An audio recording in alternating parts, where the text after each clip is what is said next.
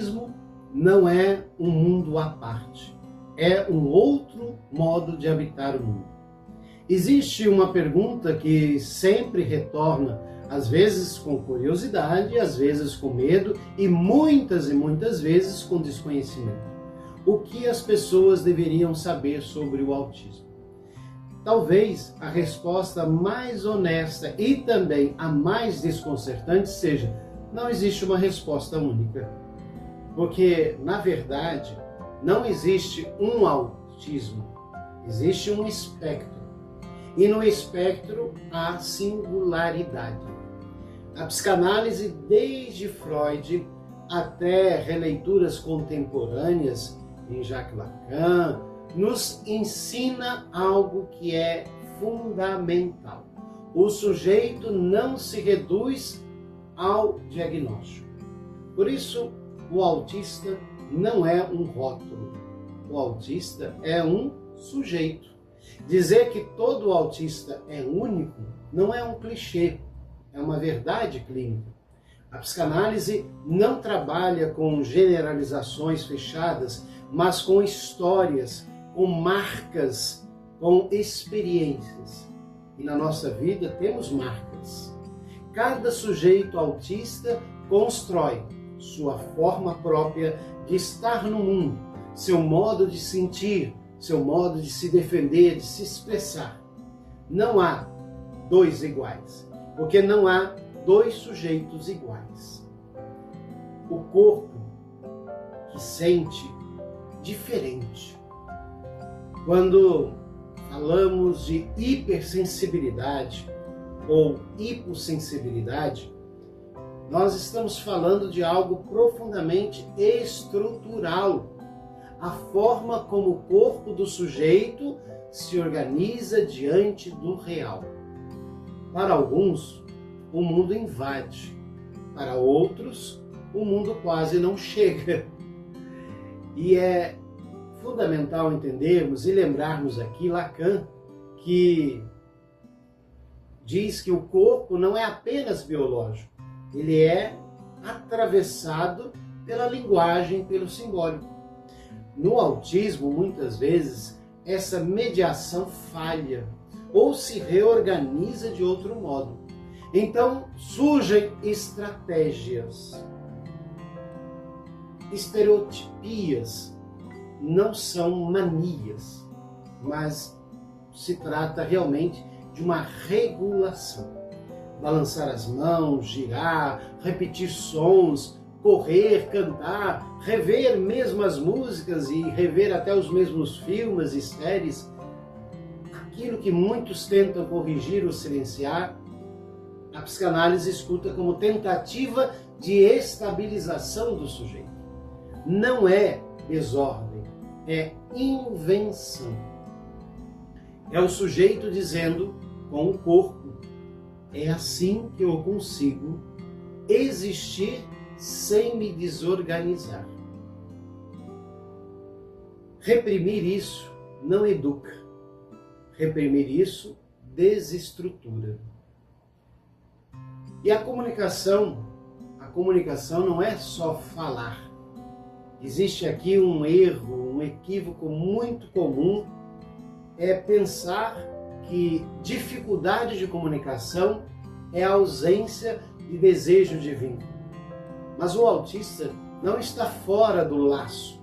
Ele está, muitas vezes, em outra lógica de laço. Não é a falta de afeto, não é a falta de amor. É uma outra gramática relacional que nós estamos vivenciando. E aqui a escuta clínica precisa ser ética. Não forçar o sujeito a caber num padrão, num quadrado, numa caixa, mas aprender a escutá-lo no seu modo próprio de dizer. Por isso, o autismo não se cura, porque não se trata de doença. O autismo se compreende. A ideia de cura parte de um pressuposto muito perigoso, de que existe algo errado que precisa ser eliminado ou consertado. Mas o autismo não é uma doença a ser erradicada. é uma forma de funcionamento. A psicanálise não busca normalizar, a psicanálise busca dar lugar ao sujeito, para que ele se entenda e veja como ele de fato está no mundo. E por isso não existe gênios nem incapazes, o que existe são humanos. E outro mito que nós precisamos cair, que nem todo autista é um gênio, assim como nem todo autista é limitado. A idealização também é uma forma de violência. O que existe é diversidade, potências e dificuldades, como em qualquer ser humano. Por isso que, quando dizemos que o autismo é uma diversidade humana, o que nós estamos querendo dizer? E talvez aqui esteja o ponto mais importante: o autista não vive no seu mundinho. Ele não vive isolado, ele não se isola. Ele vive no mesmo mundo, mas experimenta este mundo de uma outra forma, de uma maneira diferente.